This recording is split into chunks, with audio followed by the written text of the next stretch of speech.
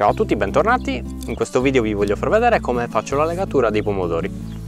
Il sistema è molto semplice, si usa l'ausilio di un filo di nylon, si fa una struttura con semplici pali uguali distanziati ogni 5 metri.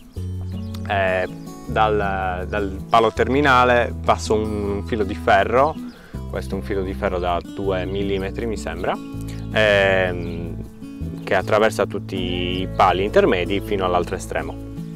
Una volta che ho passato il filo, tendo il filo e su questo cavo praticamente in acciaio, in ferro, andrò a legare filo di nylon che scende verticalmente su ogni piccola pianta di pomodoro.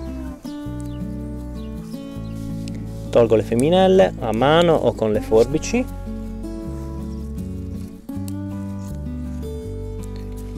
Queste grosse. Via. Poi nodo alla base.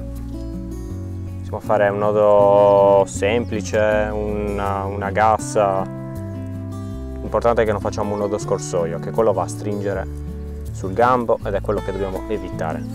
Poi sollevo la pianta, giro intorno alle foglie, giro, altro giro,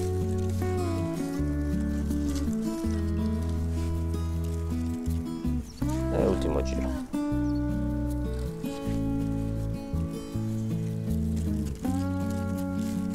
Ok, porto su, taglio abbondante e lego.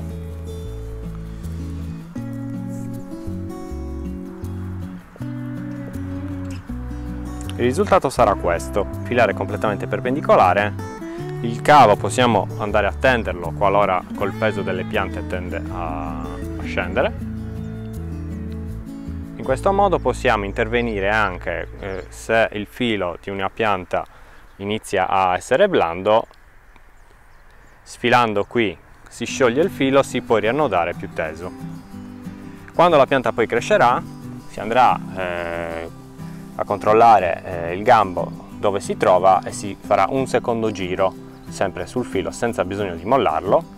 Si farà un secondo giro sul gambo e pian piano che la pianta sale si continuerà sempre a girare intorno per sorreggerla sul legaccio. E questo è tutto. Metodo semplice, utilizzo di pochi attrezzi e non si ha l'imbarazzo di canne che possono prendere vento e quindi essere poi buttate giù.